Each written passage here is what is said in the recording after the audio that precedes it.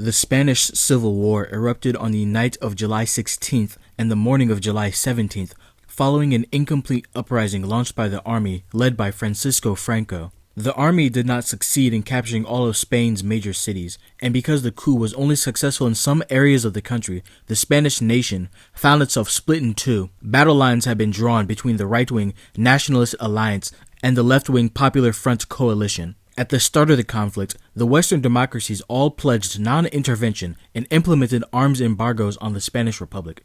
Italy, Portugal, Nazi Germany, and the Soviet Union all agreed on non-intervention as well.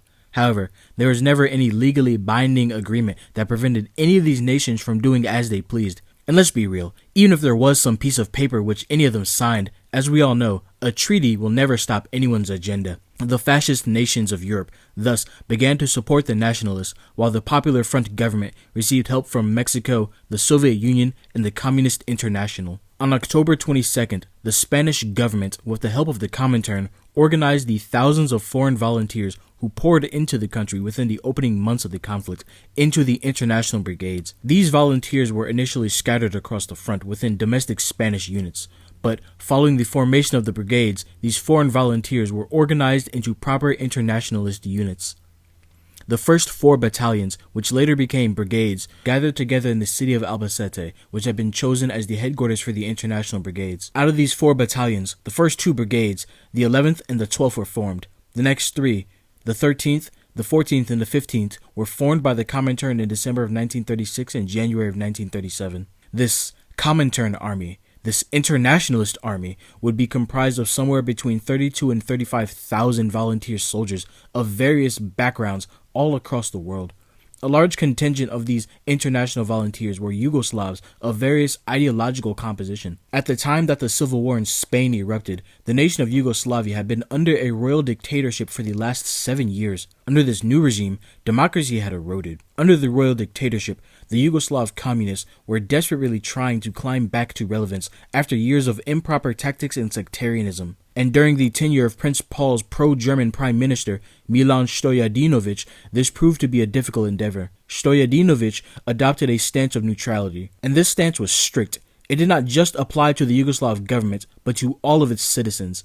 No one could agitate for the Spanish cause, nor could they even leave to participate in the fighting. To maintain this aggressive non-interventionist policy, the kingdom employed police measures against its citizens. It was because of Yugoslavia's lack of democracy that it was so strict on its policy regarding the war in Spain. They feared that the conflict over there would polarize its own populace in agitating for democratic rights. On August 23, 1936, Yugoslavia would join England's non-interventionist pact along with France. While the Yugoslav government presented itself as neutral, its main target for the crackdowns were supporters of the Popular Front, and the KPJ in particular. The reason for this was that the state believed that the left would attempt to exploit the Spanish conflict as a means to further destabilize the regime at home.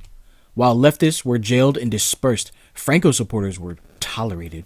The support that the regime had for the nationalists was not military or material like the Germans or the Italians, yet it certainly still existed in other forms. Pro-Republican literature was censored, tight media controls limited information on the conflict itself, and the government attempted to portray the entire war as something irrelevant to the Yugoslav people. Yet, at the same time, they made use of police measures against all blatantly pro-Republican activities such as volunteer recruiting and aid collections. The war itself was used by the state to justify repressive measures against all domestic anti-fascists. The state associated any sort of aid or support for the Republic, even humanitarian donations for relief and support for refugees, as communist activity, and promptly clamped down on them.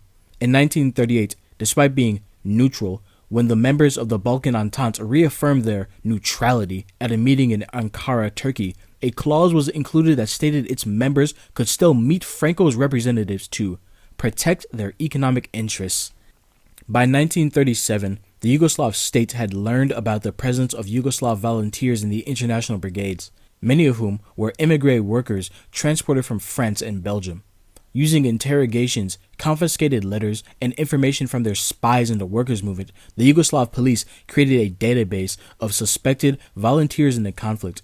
The government tried to stem the flow of volunteers to Spain with increased police measures and increased restrictions on travel to Spain, but eager volunteers in the battle for democracy still found ways to slip through the cracks. Frustrated with the situation, the Yugoslav government would designate every single Yugoslav volunteer as a devoted communist and thus argued that the communists were using the war as a staging ground for the training of cadres for a future revolution at home. They were not exactly wrong, and indeed, many Yugoslav Spanish Civil War veterans would prove instrumental in the success of the partisan war in 1941.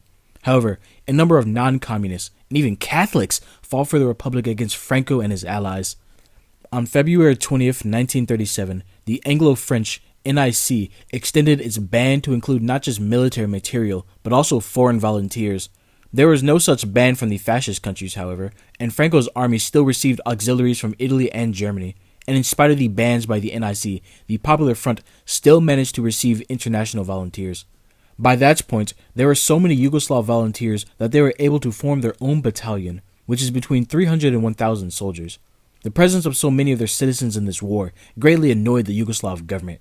Seeking to crack down even harder on the flow of volunteers to Spain, a new law was drafted and passed. It was titled, "The Decree on Prohibition of Recruiting Volunteers and Collecting Contributions for Spain." This decree prohibited 1. The recruitment of volunteers for Spain anywhere in Yugoslav territory.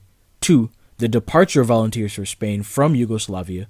3. The collection of money and other charitable contributions for either warring side in Spain. And lastly, there is a ban on the issuing of passports with a visa for Spain. In addition to this, it was also declared that all Yugoslav citizens currently fighting in the conflict and any other who chose to go join the conflict would lose their citizenship. This provision within the law would have the consequence of leaving many Yugoslav veterans stranded in French internment camps after the Republic fell in 1939, for they could not return home. Now, like I said previously, the government was not wrong about the communists in relation to the war. Upon its outbreak, the KPJ immediately began to utilize its resources to aid the cause. As a direct consequence of the war, the KPJ Central Committee, which had been exiled to Vienna, moved its headquarters to Paris so that it could better coordinate the efforts to send volunteers to Spain. All over the world, Communist Front organizations were established to collect humanitarian aid for the Republic and its armies. The KPJ, for its part, established the Yugoslav National Committee for Aid to Republic in Spain. This organization collected donations from the Yugoslav immigrant community in France and the USA.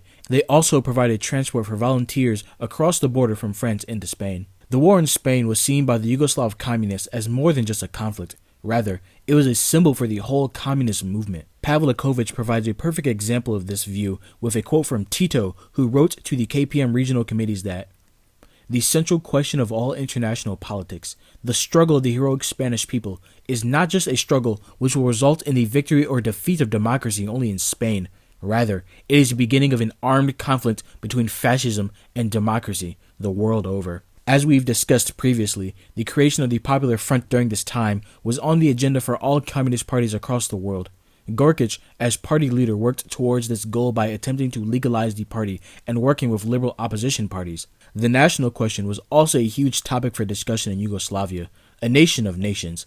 The original KPJ program called for the dissolution of Yugoslavia and the intensification of national antagonism in order to achieve this goal. After 1935, their line changed and they now argued for unity and national autonomy.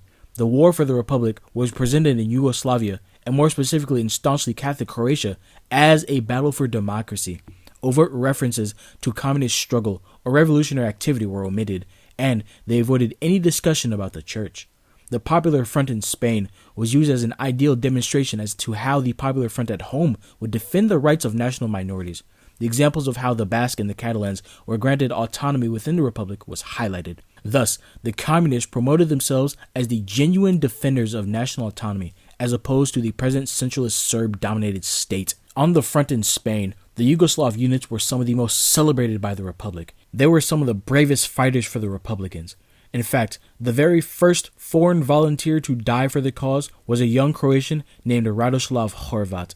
Yugoslavs fought in every battle of the war, from the defense of Madrid to the government's final stand in Catalonia. During the course of the conflict, a number of Yugoslavs would serve as officers and commissars. According to Pavlaković, 2 became lieutenant colonels, 8 were majors, 35 were captains, 105 were lieutenants, and 86 were NCOs. The 2 who were perhaps the most renowned Yugoslavs in high-ranking positions were Blagoje Parović, a commissar in the 13th Brigade, and the longtime KPJ party activist Vladimir Čopić, who attained the highest rank held by any of the Yugoslavs as commander of the 15th Brigade, also known as the Abraham Lincoln Brigade. From Paris, the KPJ under Gorkic and then later Tito organized the sending of recruits to Spain.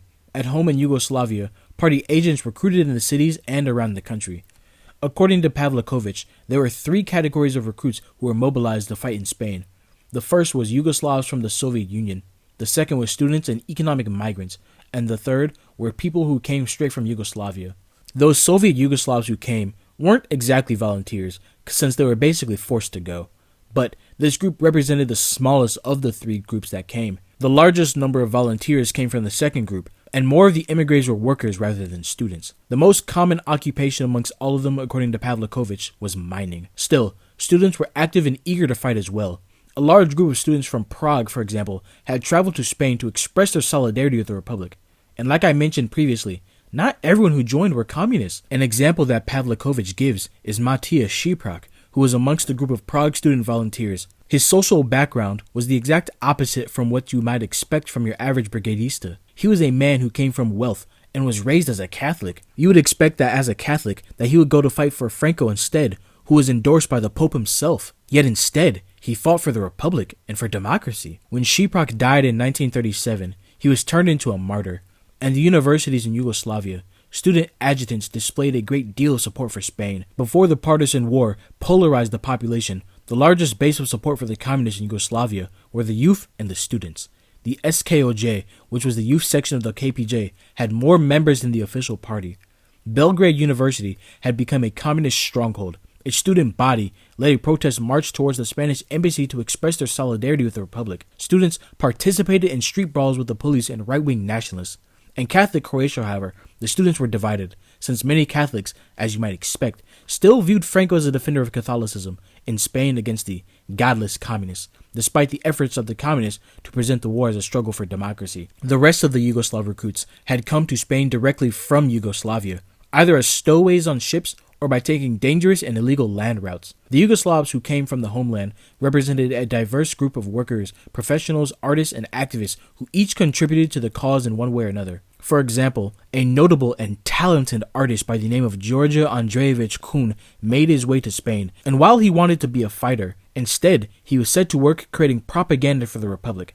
He drew woodcuts, showing the heroic and at times tragic struggle of the Spanish people during the war. At first, the KPJ tried to organize large-scale trips of volunteers, but after Adolf Muck's disastrous failure to send over 200 volunteers to Spain led to the arrest of the main organizers and several dozen party members, they pivoted to sending only small groups at a time. Those volunteers who had originally arrived when the war broke out were not initially organized as a Yugoslav unit and found themselves scattered amongst various militias of different nationalities. But when the brigades were formed, they were organized along national lines. Most of the Yugoslavs fought in the Dimitrov and Đuro Đaković battalions. Those Yugoslavs who had traveled over from North America initially fought in the Canadian or American units before the purely Yugoslav battalions were formed in 1937. Within the Dimitrov battalion was a company named after Matija Gubec, a 16th century peasant revolutionary who was a national hero amongst the Croatian people. Similarly to how one unit was named after Stepan Radić, the communists desired to exploit Croatian national feeling. The courage displayed by the numerous Croatian volunteers was highlighted for propaganda purposes in illegal literature about the war in Croatia. The Yugoslav element participated in key battles and typically suffered heavy losses in all of them. They fought fiercely at the bloody Battle of Jarama in February. They were sent on the Brunette offensive in July, where after 6 days of fighting, 80% of their company was killed. In August, they fought on the Aragon front and led the assaults on the towns of Quinto and Belchite. By February of 1938, Yugoslavs of all nationalities were placed into one brigade, which they dubbed as Naša Brigada, or Our Brigade. This brigade would find itself separated from the other international brigades following the nationalists' successful offensive that cut off Barcelona from the rest of the Republic.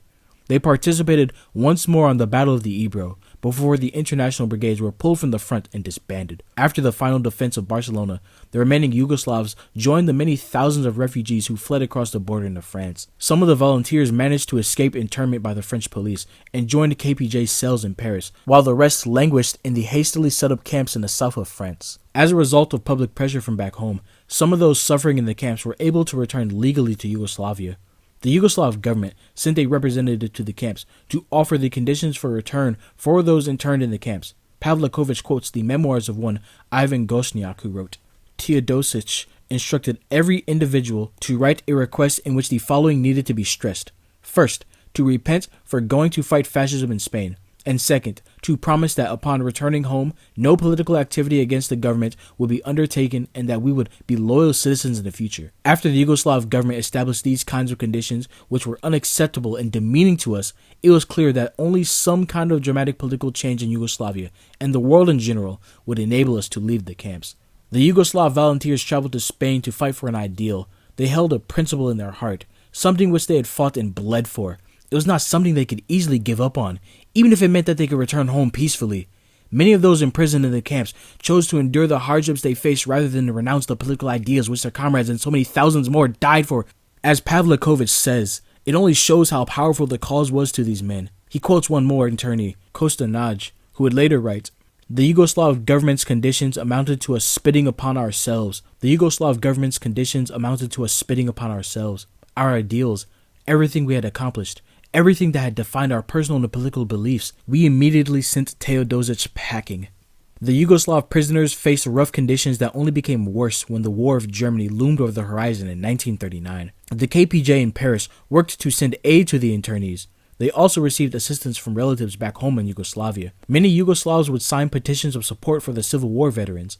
Much like the 1936 and 1937 crackdowns, support for the internees was seen as communist activity, and simply signing a petition could get your house raided by the police. The police would shut down food aid collection centers and campaigned against support for the Civil War detainees all the way until 1941 when the country was invaded by the Axis. The KPJ, for its part, had managed to free some 80 internees and sneak them to Paris. But ironically, the real moment when the war veterans were able to be freed was when the Nazis invaded France. Because of the mass conscription of its young male population and its restrictions on female labor, the Germans had a labor shortage. So as a result, they looked for labor where they could find it. The Yugoslav detainees in the camps were instructed to apply for labor camps in Germany. But they were also told to pretend that all of them were Croatian, since Nazi racial policy considered Croats to be superior to Slavs. When the Yugoslav detainees ended up in Germany, they were given freedom of movement. Taking great advantage of this freedom, they used their weekend leave to travel to Slovenia, which by then was now a part of the Third Reich, and from there, they simply crossed over into the so-called independent state of Croatia, which was now led by the fascist ally of Hitler, Ante Pavlović. During the course of the war, only around half of the almost 2,000 Yugoslav volunteers who managed to make it to Spain identified as communists. At the war's end, all of those who still remained became committed communists while interned in the French camps. Tempered in the heat of the Spanish conflict, the Yugoslav volunteers became experienced and hardened soldiers. They would carry with them traditions and passion that would be instrumental in their next fight against fascism during the Yugoslav Partisan War.